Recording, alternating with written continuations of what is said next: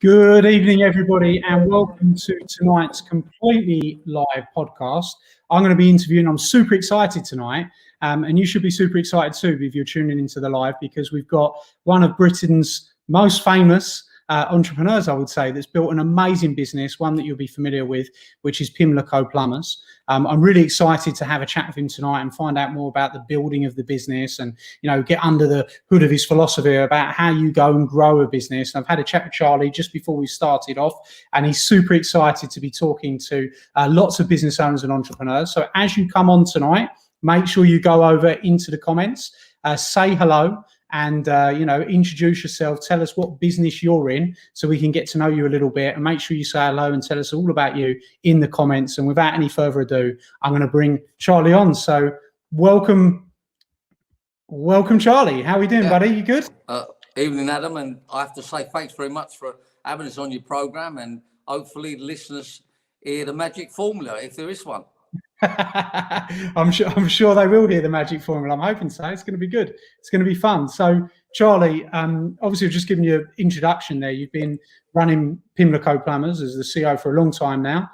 You've achieved some amazing results. It's well known as the biggest plumbing firm, certainly in London and probably the UK as well. And you've won an OBE for your services to business as well. So you've had some incredible achievements along the way. How's it all happened, Charlie? Do you want to tell us a little bit from your point of view? What's that journey been like? Yeah, well, I've been going 42 years now, but been in the plumbing industry for 50, 60, 58 years. I know I don't look that old, but but successful business keeps you young, I think. Look, I started off when I was about 9, bunking off school, helping a local plumber. I'm not recommending it, but it worked for me. I was always going to be a plumber, and I never expected to have the company today and a brand name. But all I ever wanted to be was a plumber. This guy sowed the seeds then. He had a car, motorbike, house, loads of money. It seemed everything that he had was what I was looking to have. And, I always say if he'd have been a bank robber, I'd have been a bank robber. Probably not a good one, but I'd have been a bank robber. The seeds were sown, and then once you know what you're going to do, I mean, I never had no other idea other than being a boxer, of course, what I was going to do. But, I started working with him, and that was it. I leave school at 15, very little education, no whatever you call them things, qualifications. And I realise now it was a big mistake. You know what I mean? I should have left at 14. Absolutely pointless staying on. You don't need brains to be a good businessman. You need drive, enthusiasm, and common sense. And I'd like to think I've got all of them. And I become doing apprenticeship 4 years, got myself through that. That's why I'm a great lover of apprenticeships, because it signs you into a contract. They can't easily get rid of you. You can't easily walk out, and it sort of keeps you in there. And I think it sort of steadies you out to where you're going to go. I was told as an apprentice, what I don't earn then, I will earn later. And this plumber guy said to me all these years ago, Bill Ellis, if you get an apprenticeship, you'll earn loads of money and you'll never be out of work. And I say that to youngsters today. Moving on, I do my apprenticeship and just about get through it, if I'm being honest. Weren't the best one at it, but got through it.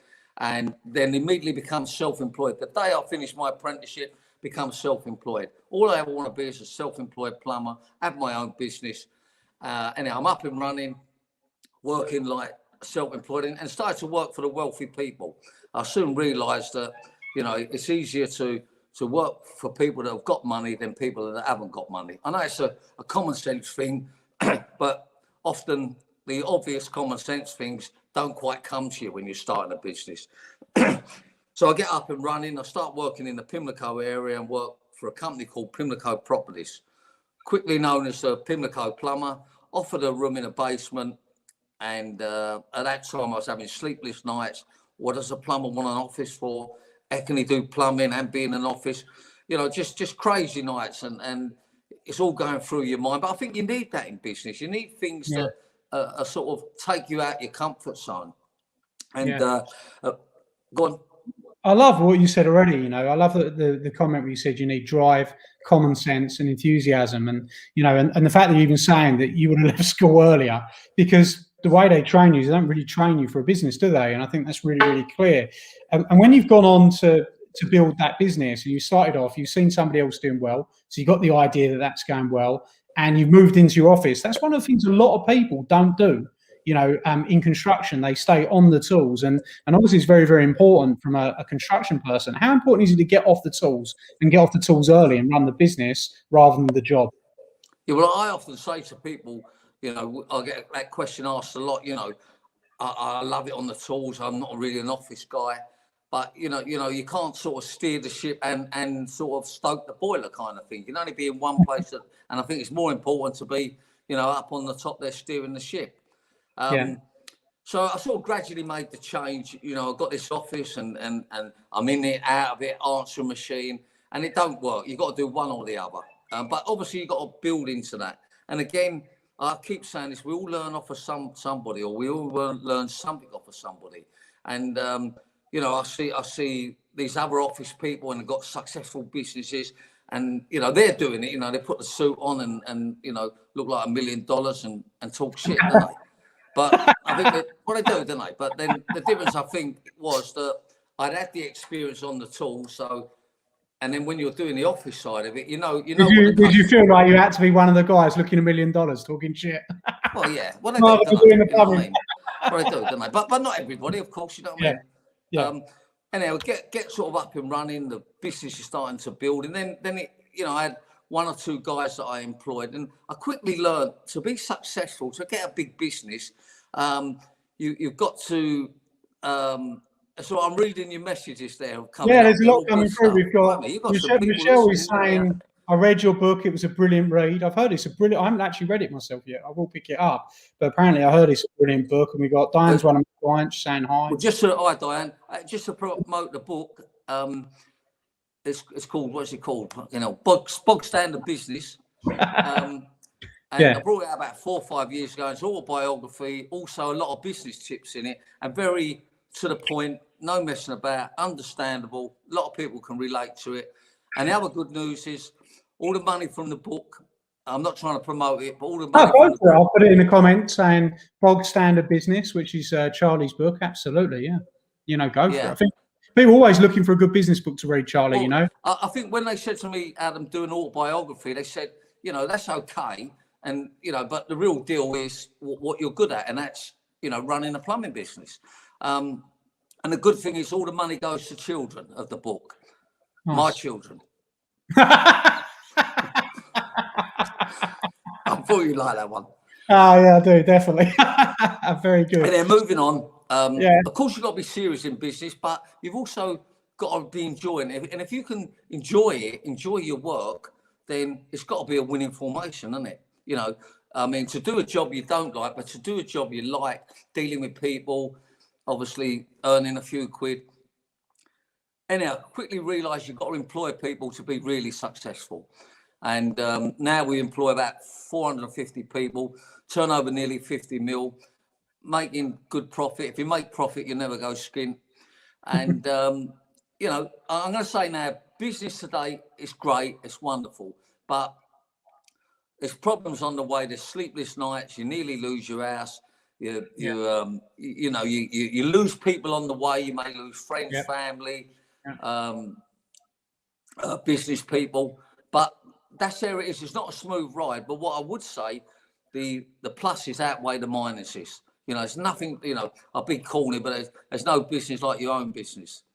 Yeah, you're so right though. You do. You have, you know, all those things that you're saying there, absolutely, and they can be, you know, and while we're on that, you know, a lot of people see the glamour side, but they don't see that side of it, right?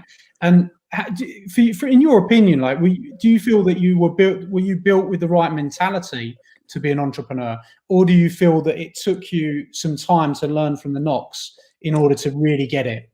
Yeah, look, it takes the time. I mean, you know, I didn't start off as a businessman.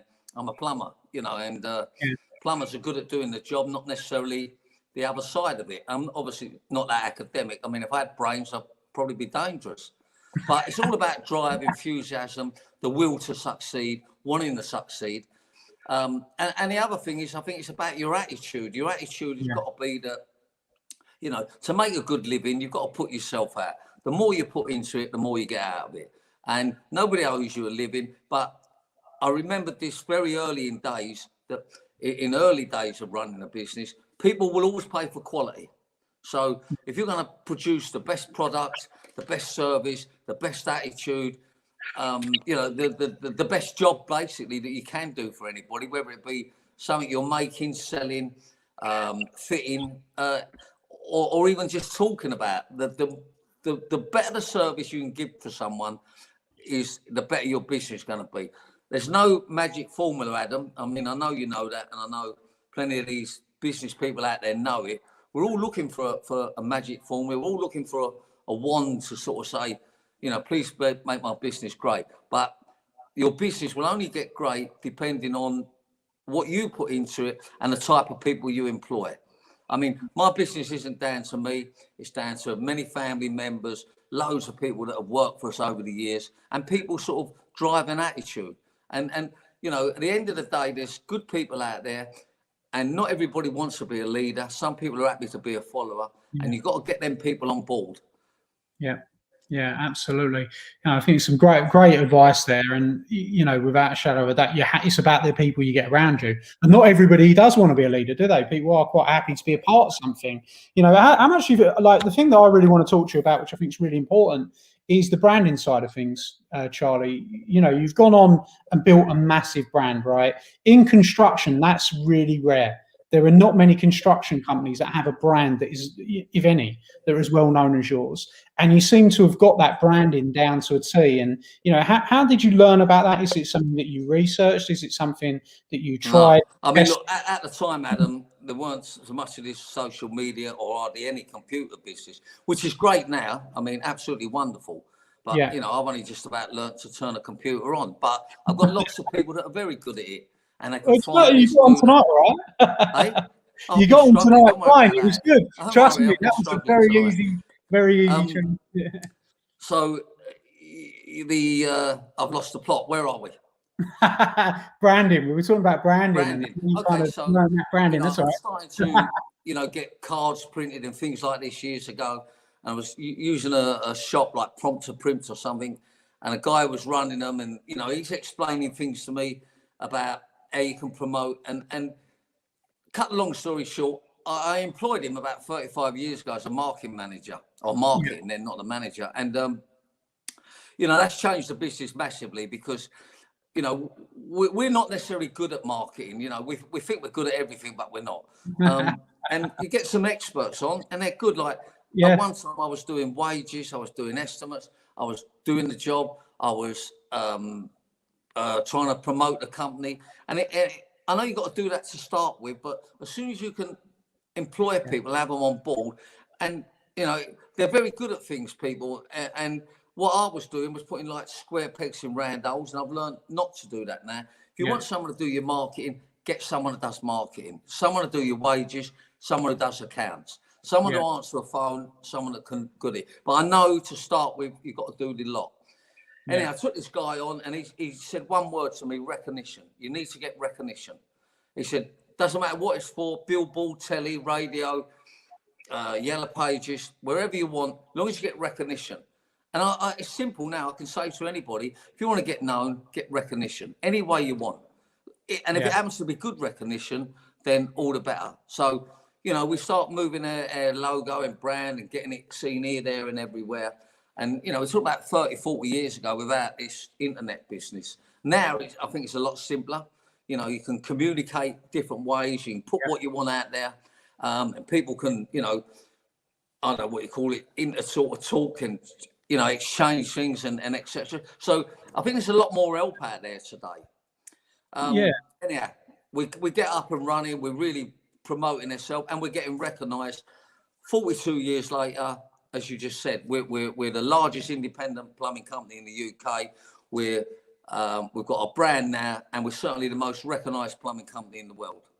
So it can be done. It's all about, it's all about just a few guidelines. Like, like when I say to somebody now, like somebody wants to go in business, they only need a little bit of direction. The rest is how they want to, go through it and make it happen. And you can make it happen. But one of the ingredients in having a successful business is hard work. And we must never forget that one. Absolutely. I think that's key, and I love the story of you bringing the market manager in and learning about and really having that skill added to you, and then embracing with it and running with it and continuing to grow it. Now, while we're on branding, what I find really interesting is that you took that going out there and getting recognition for Pimlico Plumbers. You then at some stage transitioned that to yourself and actually getting recognition for yourself. You appeared on The Secret Millionaire, didn't you? You wrote your book, you've got an OBE for business, you've gone out and built a massive personal brand. So when did you discover that not only could you build it for your business, and when did you, was that a conscious decision, or was it? No, it wasn't a conscious decision. Yeah. I mean, my interest was then and still is now, not about me, but about Pimlico Plumbers. But, I think people can see that you're happy to speak about that, and then you just get involved in all and everything, whether it be no jab, no job, whether it be politics, whether it be whatever it may be. I mean, I'll ask you about it in a minute. I'm interested to hear. I think what you've got to do as a business person is not sit on the fence. Yeah. Anybody can sit on the fence. You've got to put your head above the parapet wall. You've got to take the bit of stick that goes with it, and keep going. And don't get me wrong, of course it gets you down, and nobody's indestructible. But I learned in the end that the more people around you, the more you can get advice, the more help you can get. And I say today, you got all this social media, you got programs on telly telling you how you can make a few quid and how you can successful in business, and you just got to pick up the bits that you feel that are going to benefit you. It's like the conversation today. You've got to pick up what you think. We talked about branding. We very quickly moved into uniforms from day one, and sign-written vehicles. I mean, you've got tradesmen now driving around London. They don't wear a uniform. Yeah. They don't have a sign-written van. I think it should be made law. You should not be able to go in somebody's house without the company corporate uniform on. Should not be able to drive a vehicle in London, a van, without people knowing what you're about. And it's the cheapest form of advertisement, your vehicle, and it's the best form of advertisement. I mean, we have 250 or 260 vans on the road, and they're the most recognised van there is on the road in London. I personally think they're the smartest, and they're the best advertising tool we've got, and it don't cost two bob for them to drive round. You're going to a job, and it's a great way of marketing yourself. It's probably I would say probably one of the best ways. And that recognition you've got to get. And again, we're a clean and tidy outfit. And I go back to what I'm saying. People want, if you're smart, sort of, you turn out smart and your business is smart, then you normally make smart decisions. Yeah.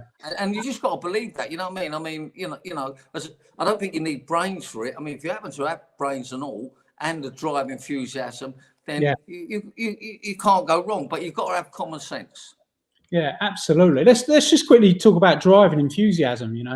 Is that something that you feel was just naturally in you, or is it over the year? Are you competitive against others, or are you competitive against yourself? Have you got, where's that drive come from for you, Charlie? What's the the depth of that? I think it's in me anyhow to be competitive. I mean, if I boxed in that, I mean, you don't get nothing for being second in boxing. You know what I mean? So it's all about trying to win and trying to be the best, but just giving it your best shot. I mean, I never started off with this drive and enthusiasm. I never started off, that I can make good decisions now, or I'm not frightened to make a decision. But it's just about you're running a business. You've got to try and make it happen and convince people that what you've got to offer is a good service. You've also obviously got to give value for money. But I think to run a business, what I've realised over the years is honesty. In the plumbing industry, you get, or used to, plumbers not turning up, or tradesman, he's broke his arm, his van's not working, his wife's having another baby, kids have you know, fallen over, million excuses, and people are not stupid. You know, people, you might think they believe you. So I come up from day one. We need to tell the truth. So if when plumber ain't in, or he's running late generally, then that's what we say. Or we've overbooked, or you know, people accept that more. But you know, we used to get many years ago. We still get it now. A customer ring us say, "Oh, can you come and do a plumbing? He started it, you know, but he can't get along." I say, "What is it? Broke his arm, or is it the van?" Oh, they go, "Yeah, his van's not working." It's nonsense. You know what I mean? Nonsense. You'd always get another van. But I'm trying to say, really, be honest in business. You know, be honest with people and be transparent. And more today than ever. Yeah, absolutely. You know, because people are not stupid. They can check out whatever they want on the internet. We was probably the first plumbing company, to put our prices on our charges up on the internet. And it's a great way of doing it. You know, let people know what they're in for. Yeah. And a lot of people are afraid. Yeah, a lot of people are afraid, Charlie. I mean, that to be fair, is quite a bold move for the construction industry, isn't it? Well, right? Especially for plumbers. Yeah. To go out there, because you know, it's like, was your confidence just because the brand was so strong that you thought, you know what, doesn't matter, someone undercuts us a little bit, no big deal. You know, they're going to come to us anyway because we're the right brand. You know, one of the things I've said for years about branding, when I've tried to explain branding to clients, is that when you're the brand and you've built the brand, you become the honey and the bees come to you, rather than you have to chase the bees, right? Which a lot of people do, right? And I think that move where you're putting the pricing out there is just by saying, you know what, we're confident in what we do. This is who we are. This is what it costs. And if you want us, we'll come and do it. You know, look, there is a little bit of that comes into it, of course. But at the end of the day, if you're not producing the good service or the product, people will stop coming from you. It don't matter, like, you know, the best brand in the world. It's all about, you know, performance at the end of the day and quality of service. And, you know, it takes a long time to build up a reputation and a brand. And you know yourself, you lose it overnight. Absolutely. You know, it's all about, you know, maintaining the performance, you know, maintaining what you've done. And I say to people in business, don't come to the front too quick, because you're not going to be able to stay there. You know, slowly catch the monkey. Well, it's true though, isn't it? Yeah, absolutely. I mean, all these old sayings, Adam, they all come from somewhere. You yeah, know, well, absolutely. I've never killed anybody. You know what I mean? And you've got to bring them in. If I could, I can't do 42 years of business in 30 minutes of airtime. You know what I mean? No, but I'd have to give, like, it'd have to be a minute on every 8 months or something, and it can't be done. But what I would say is honesty in business, transparent in business, quality of service in business, employing people, marketing. That quality now, like Charlie, being that you've been because this is what most business owners would say. So a small business owner would say, you know, I can guarantee that quality of service when it's me, right? But when I've expanded and I've got tons of other people, obviously they need systems, they need processes. But I was just wondering, from your perspective, having a large business with multiple different tradesmen in an industry that people a lot of the time are like, this industry, that, like you said yourself, it can be flaky, right? Or maybe flaky is not the right word. But how is there a way that what is it that you build into your business to maintain that sort of quality of service, or is it something that you monitor regularly? Do you have meetings on it? Well, look, I don't believe in meetings. You know what I mean? I don't have meetings, that's for sure. And our company don't have meetings. They're just a waste of time. I mean, you know, you can talk to people, and most decisions are yes or no. I mean, meetings, that's a no-go. You know what I mean? People often, companies ring me up and they go, "We'll have a meeting with them." No, tell me what you want, tell me how much you want, and the answer is yes or no. Nothing changes in a meeting. And they say, "Well, I've got to sit down with you, we've got to do this." No, you ain't. I mean, we're not stupid people. You know, why sit down for 2 hours and then can't make a decision?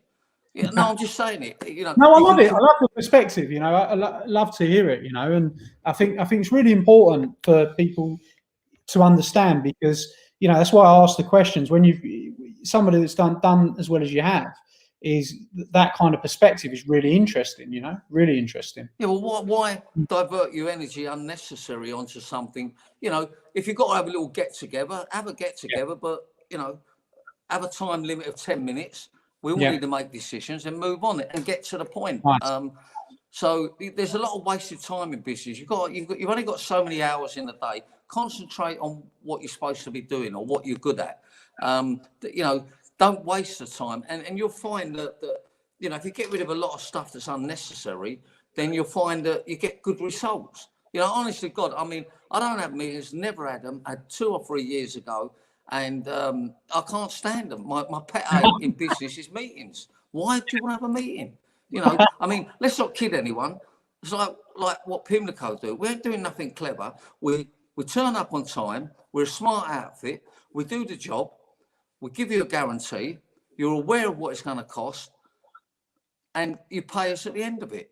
That's it. And that's the same with any product. If you're selling a car, if you're selling a shirt, if you're, installing ceilings and that, tell the punter, sorry. I love it. Good. Sorry, the South London bit's coming out now. Tell the customer what they're going to get for their money, and produce the goods and do it. It's action. It's not talking. Yeah. And people, it's again about being honesty. I can say to a customer, plumber will be there at 8 o'clock.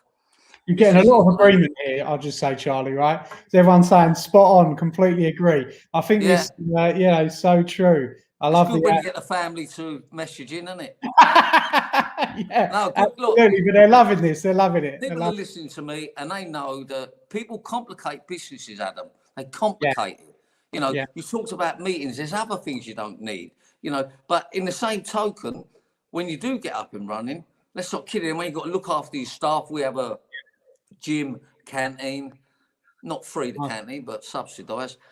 We have a massage lady comes in like, no, ain't no dodginess, just head and back massage for the staff, and it all goes down well. We have a roof terrace, we have lovely Christmas party, boat party. But if you'd have said that to me 40 years ago as a plumber, you're going to do that for a start. Again, look, you obviously lost it. Of course I'm a plumber, but if you can look after people, they'll look after you.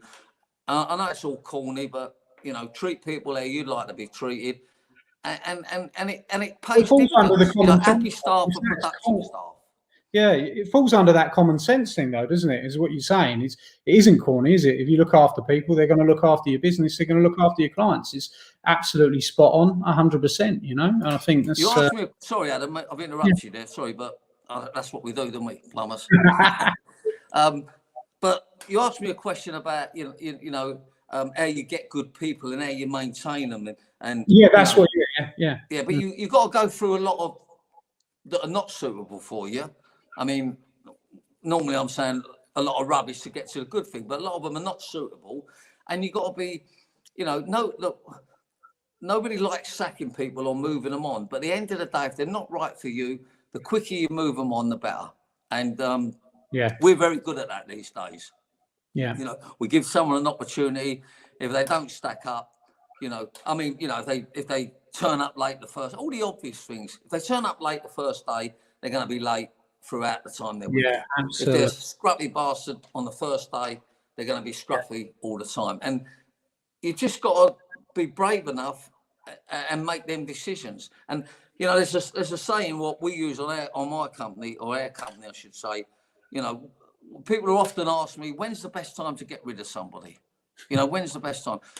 I'll ask you the question, Adam. When's the best time to get rid of somebody? The moment that you feel that you're asking yourself the question. Fucking hell, you've been reading my book, haven't you? I'm just saying, that's when you do it, right?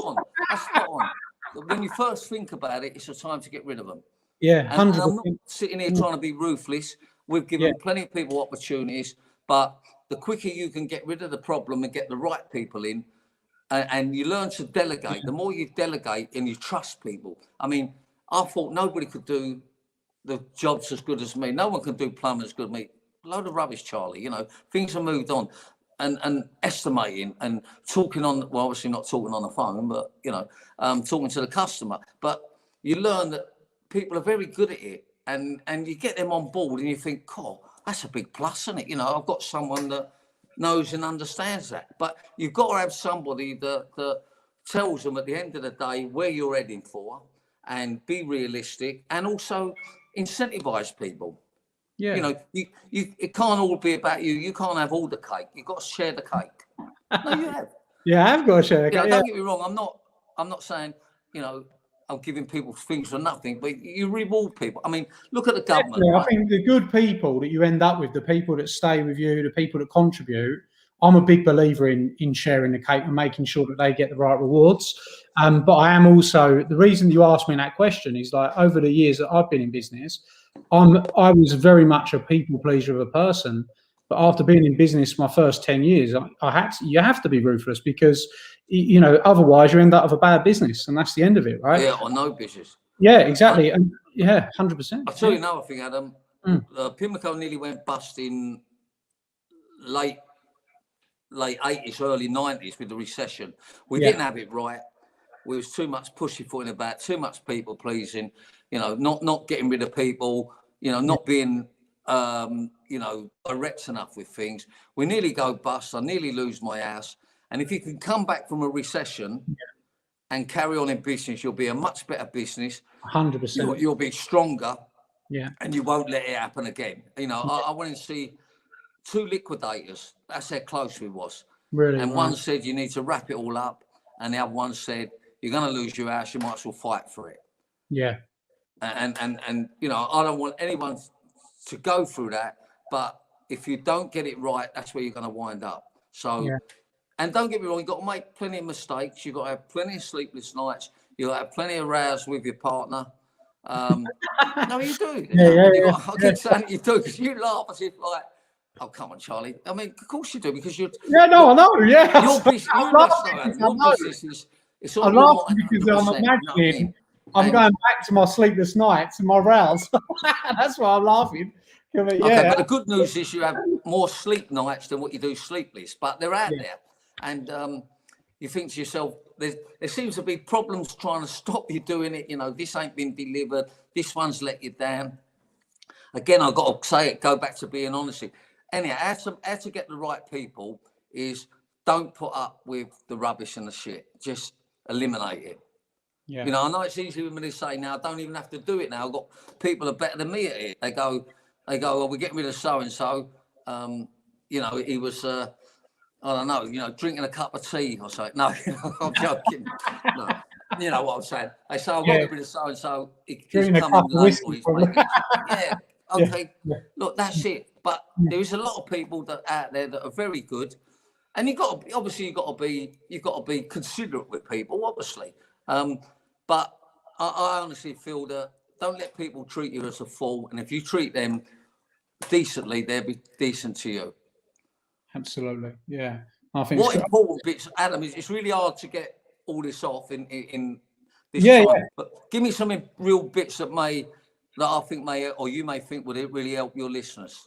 I think the best way to do that is we've got loads of people on, right? If you're listening right now, I want to give you the opportunity to ask Charlie a question. Now, this is Charlie. I'll big him up. You might go red here. You know, one of the most famous business people in the UK, achieved major things in a difficult industry, and has got tons of knowledge. You should right now get on the keyboard and write a question for Charlie, whatever you want to know, wherever you're stuck, wherever you struggle, whatever the issue is, and you get an opportunity to get, you know, some guidance from one of the UK's top entrepreneurs who's done it all. So I would suggest that you drop a comment, and we'll have a look at those in just a moment. So I think the best way is, you know, if there's an audience there that wants to ask a question. So I've got a good question coming straight away from Martin. How do you deal with the missus moaning all the time? I love the question. No. Careful, chat. She's not watching this. If I knew that, I've been divorced twice. If I knew that, I wouldn't be a plumber. You know what I mean?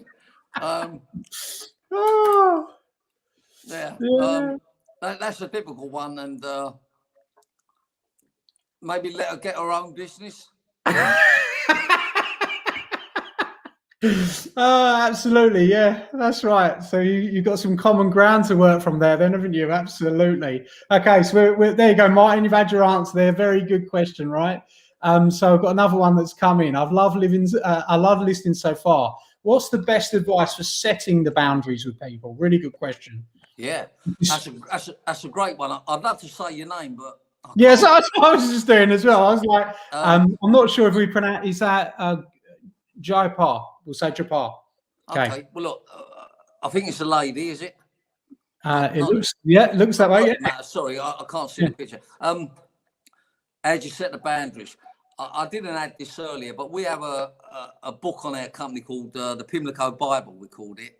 And every rule and regulations in it that we want. So if, you want someone to wear this uniform, it's in the book. If you want someone to, this is their hours they work, they have to have a clean van, they have to pay for this, they have to do certain jobs, have it written down, and then there's no confusion. At the end of the day, it's your business. It's for you to set the rules. And we call it the do's and don'ts, but on our company, it's called the Pimlico Bible. And people follow that. And basically, if they don't like what's in it, then, and they're not going to comply with it, then don't work for us. We have a thing where we don't have no dodgy haircuts. I'm looking at mine now, but we didn't have for guys all that ponytail business. We don't have earrings. We don't have facial tattoos. Now, I'm not saying I'm right or wrong. All I'm saying is that's how we run our business, and it's obviously worked for us. So you got to set out, what your terms and conditions are. And you keep adding to that book, you know what I mean? I call it a Pimlico Bible because it's probably as thick as the Bible now. But and people have got them that work for you, or you've got them up in your office. And if there's any uncertainty, we have things like, I'm talking about 35 years ago, 40 years ago. We're saying to people, you can't wear trainers, you can't wear shorts, you can't wear this, you can't wear that. And the people that don't like it, that's okay. Yeah, somewhere else. Absolutely. So make your own rules and regs up, but make everyone aware of it, especially with the internet now. You just go, the do's and don'ts are on there, or terms of business. It's like people often say to me, how have you got, Charlie, that all your customers pay there and then? Our arrangement is payment on completion. And years ago, when we nearly went bust, we didn't have that terms. And, every Tom, Dick and Harry owed us money, and we nearly went bust because other people owed us money. So we stopped that.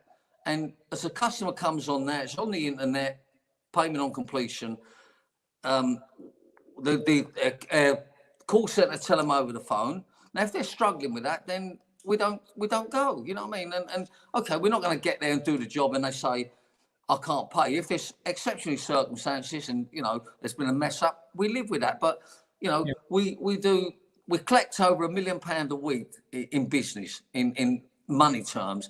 And we would probably leave 10, 15 grand a week floating around, and people pay us that, because if they don't pay us it, we don't continue with them. You've got to be strong on it. You've got to lay out the foundation. So I hope that helps. I think that's an amazing answer, because especially what you're saying about the Bible, everything that you don't want to tolerate, instead of you having to pick it up every 2 minutes and tell someone and be aggy, just say, this is what we want. If you can go with it, great. If you can't, it's not the right place for you. Love it. Gavin put in on the Mrs. debate. He said, "What do you do if your Mrs. is giving you ag?" He said, "Get a new Missus." Nice. Right. Okay. That's not bad. That's not a bad way. But, I'm on the third one. So Larry's saying, what advice would you give to someone in their first year of business? Yeah. Wow. Whew. I mean, the first year's the hardest year, isn't it? I would say, go slowly, nice and gradual. Don't come to the front too quick. Be realistic with things. And depending on what business you're in, but, I learned a long time ago in business is that from day one, you want to start building up a customer base. Yeah. And the thing that's got Pimlico through all these years is we've built up a base over the years.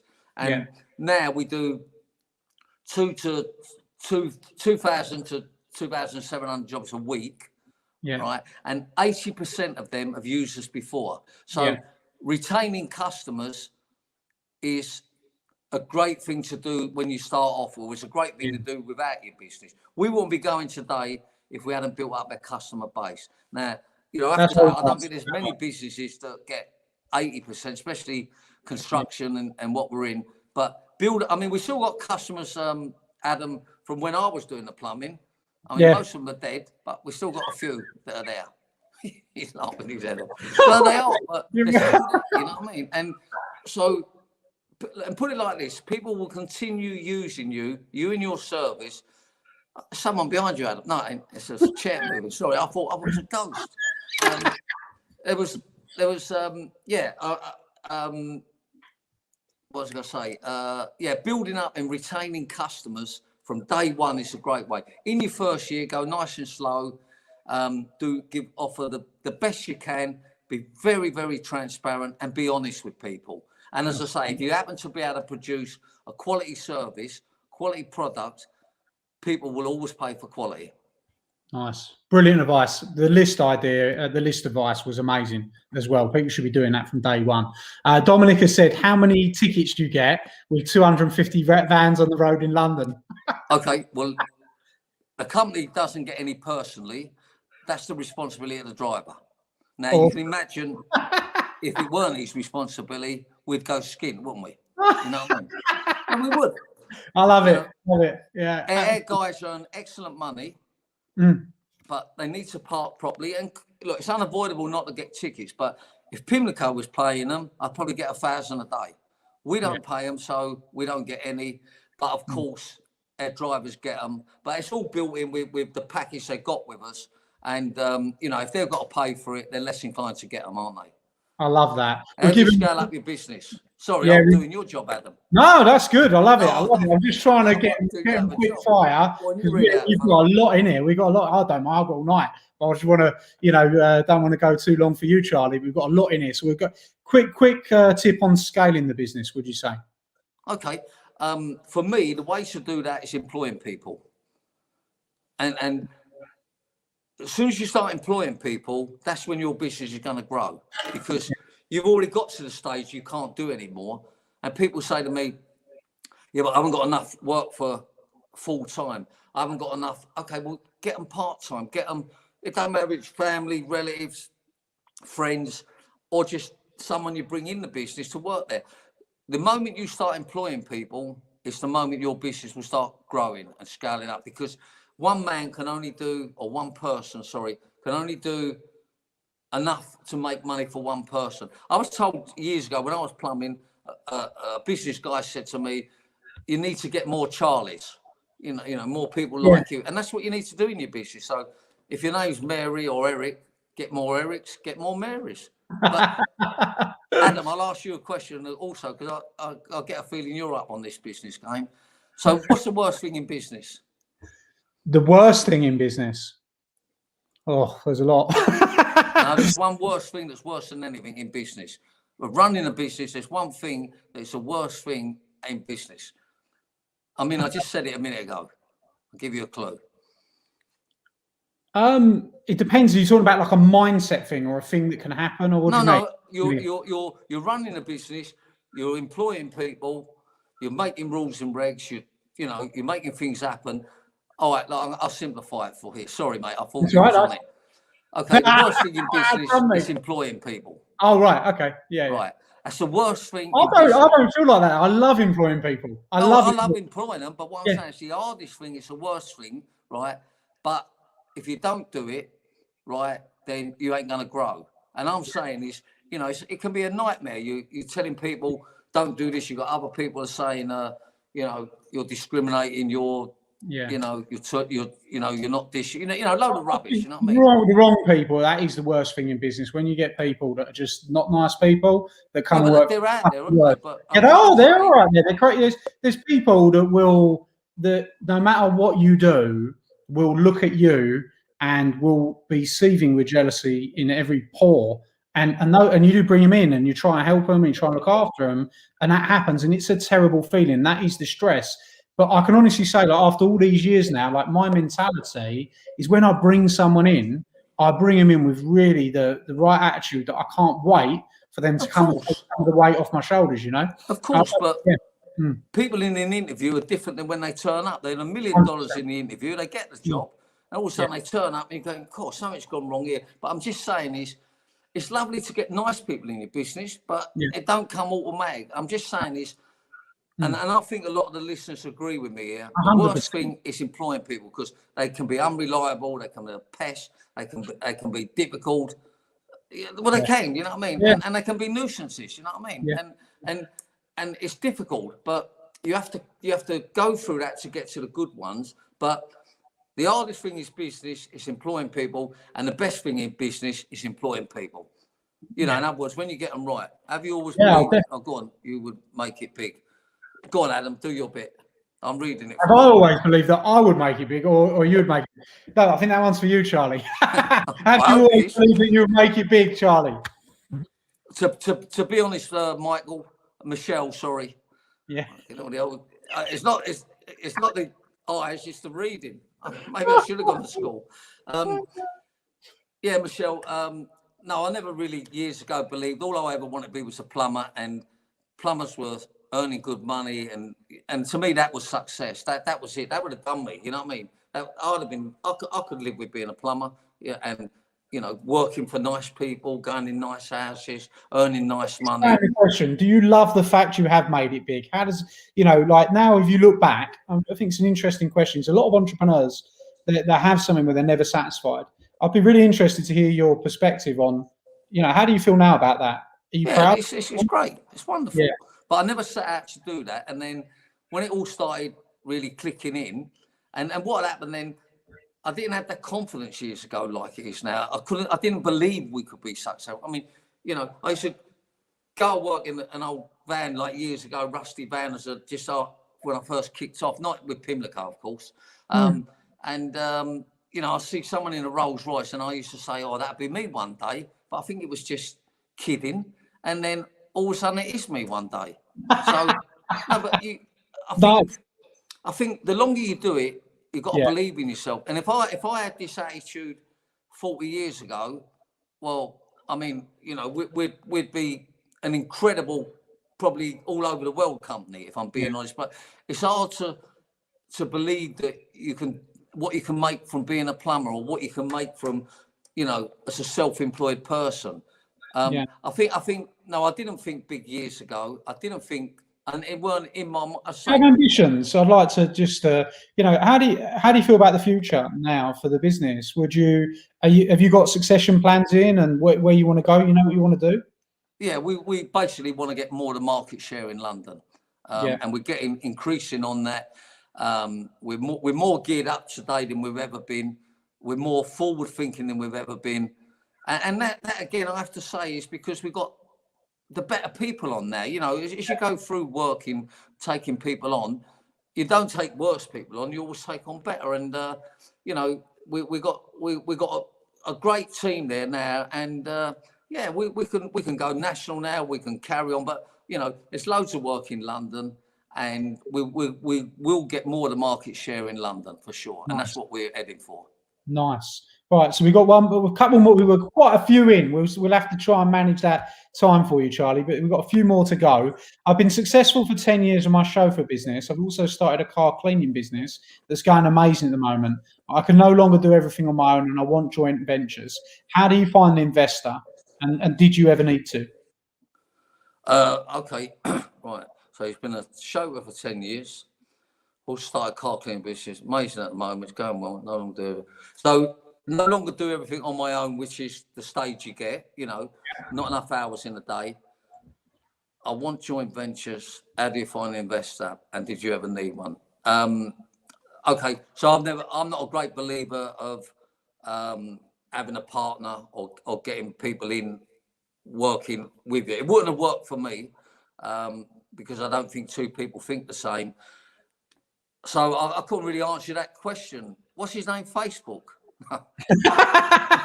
Facebook user. Because he's sorry, I probably couldn't answer that. It's actually Christopher Jackson, his name is. They're out there, and you know, I couldn't help you on that one, basically. I mean, if you could avoid it, I'd say avoid it. If you can't avoid it, maybe go to someone that you know them on a good personal basis that might want to buy in with you or help in.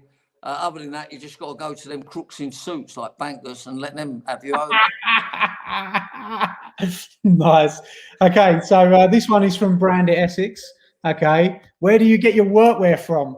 Yeah, I haven't got a clue.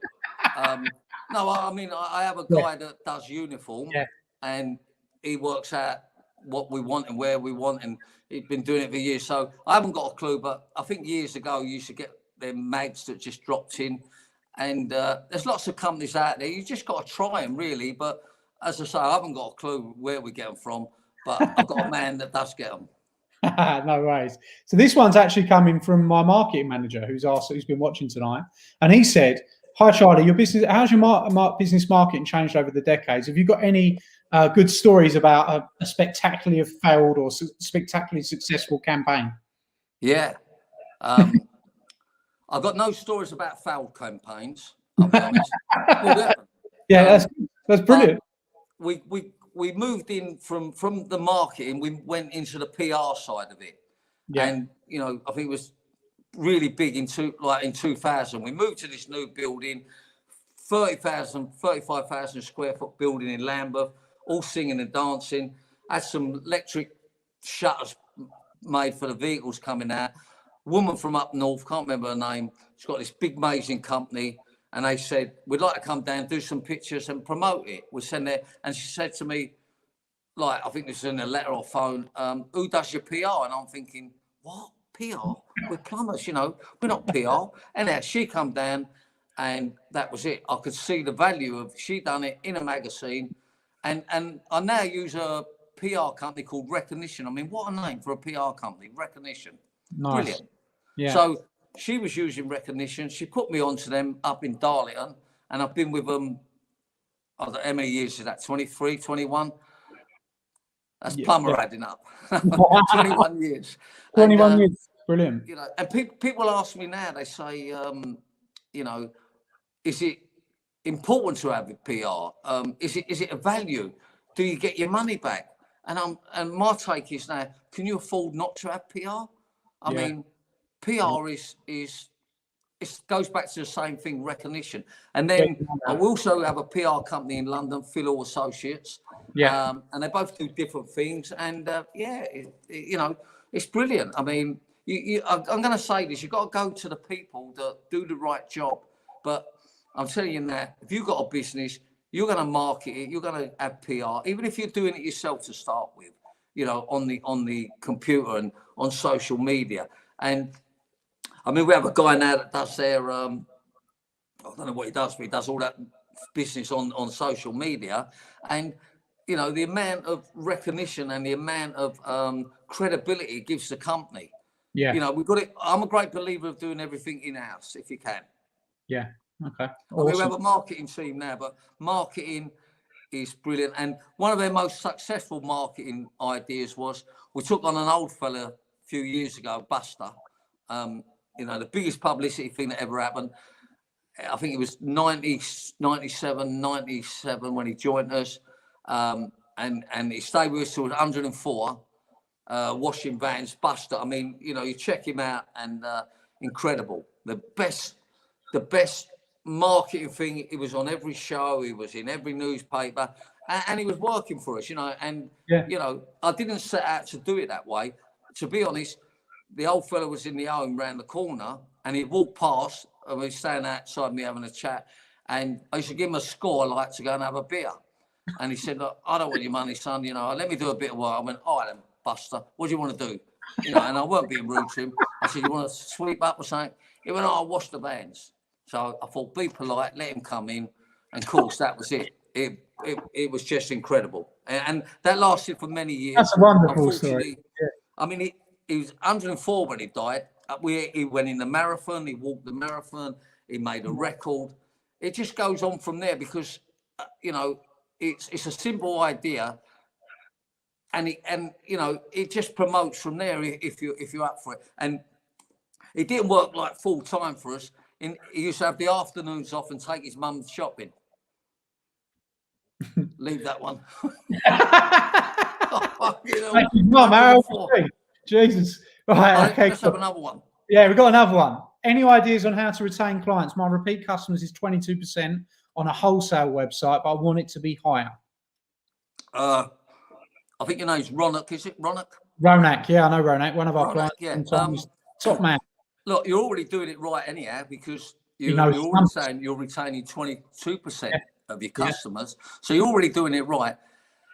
And you want it to be higher. I think you already know the answer anyhow. I mean, you know, it's all about quality of service. They will stay with you until you're unreliable, until you mess up, until you overcharge them.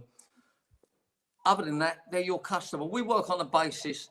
If you become a customer of Pimlico, we work on a basis you'll be a customer for life unless we mess up. So I would say, Ronak, what your name is? Ronak. Just keep doing what you're doing. Ronak for a while, ironically. 22%. I mean, that's good. You know, it's good. But quality of service will maintain a regular customer. If you give them what they want, they won't go elsewhere. Yeah, absolutely. No, good question. And I think, you know, he knows his numbers. So it's good. He knows he's 22%. He's monitoring, isn't he? Which is important. So Cameron, this is a really good question, right? Because this is something that massively holds entrepreneurs back. From Cameron, were you scared of taking risks? I've been going 9 months. I've ordered 10 times more stock since we began, but I'm worried but excited at the same time. Great question from Cameron. Yeah, I mean, as Adam said, a good question. And yes, I was scared of taking risks, and I still am scared of taking risks. I mean, who wouldn't be? You know what I mean? You know, nothing's for sure going to work. But you know what I've learned you know that, Cameron. If you don't take the risk, then you miss the opportunity. And if you take too many bad risks and you mess it up, then maybe you shouldn't be in business. You know what I mean? Maybe you should do something else.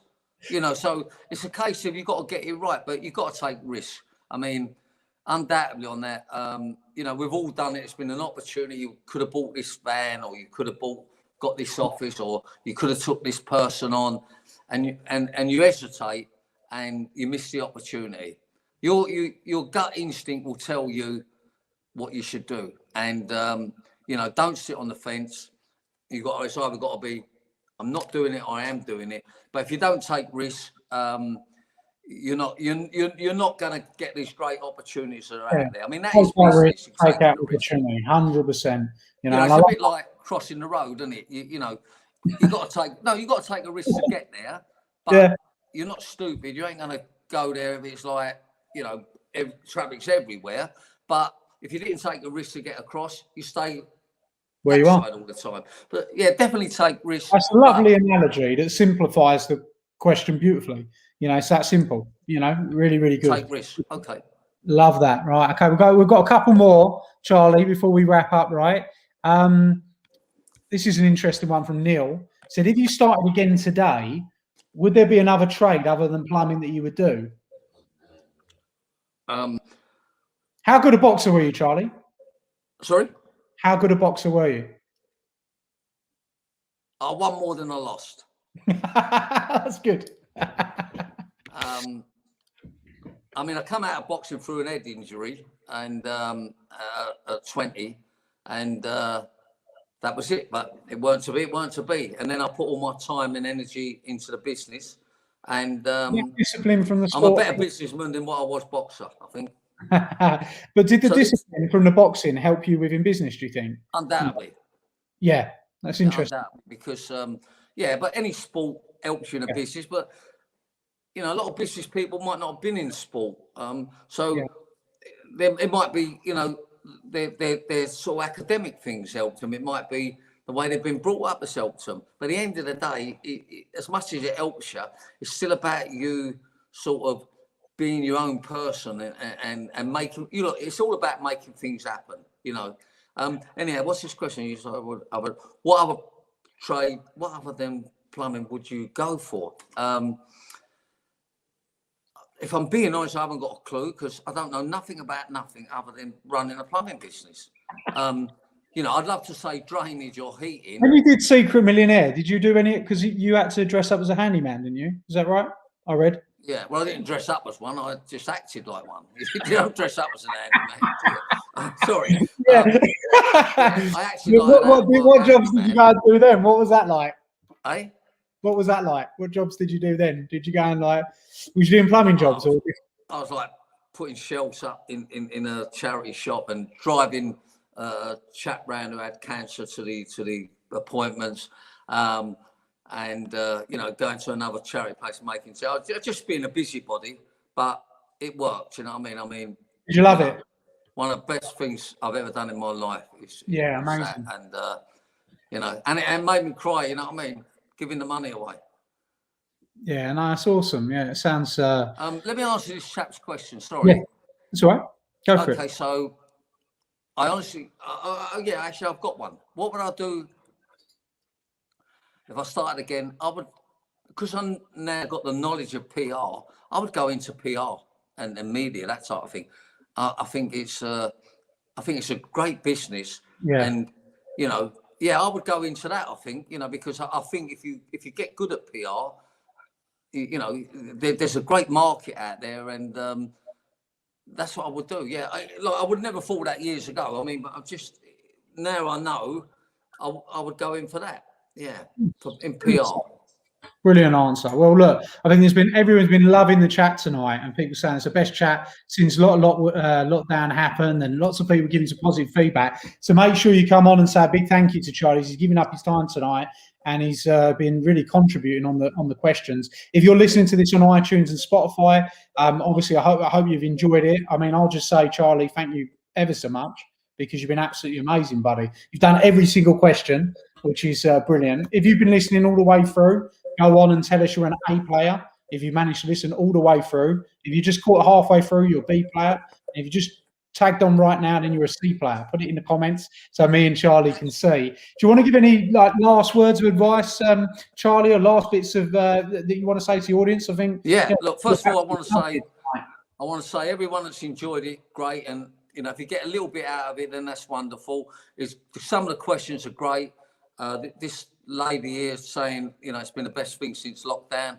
I'd have thought it's been the best thing even before lockdown, if I'm being honest. But it's all lovely, and if it helps anybody, wonderful. But always remember, you're not going to make it without hard work. That's the important thing. And keep doing what you're doing. And go and pick up a copy of Charlie's book. You don't have one around, do you, Charlie? You've not got one next to you that you can show them so they can see what it looks like. Your book. Have I got one? Yeah, have you got one to hand that you can show? Have you got a book to hand? Because no, I mean, I wouldn't have one. Put it on you a bit. Tell us one more about the books. I'm going to pick up the book. I think the book's bog standard business, and people tell me it's great and it's very useful. Good business tips and that. But let's not kid anybody. A lot of stuff's out there on the internet, but you just go onto our company and they'll sell you one. They're not bothered about the bit of dosh. Sorry, not sell you one, they give you one. But go on their website. I think there's a lot on their website that might help, you know what I mean? And it's very transparent and very honest. And look, it's been lovely, Adam. And the invoice, do I send it to you? Yeah, pop it to me. And it's normally payment on completion. So. Oh, I'll ask you, because I've probably got a lot of my clients on, Charlie. I've got an elite group of clients called Gold Circle. Would you like to one day come and speak to them and have a chat? We'd certainly sort of a bit of a charity donation to the kids out. And what's that for, Adam? Sorry. Do you do live events? You come down live in person to do events from time to time? Where would this be at? Oh, in the future. Well, no matter, I'll turn up at the opening of a fridge. So yeah, put me down. So you're in for it. Good. Well, good luck, everyone. Good night. Well done, Charlie. You've been amazing. Good luck, fella. Thanks, everybody. See you soon.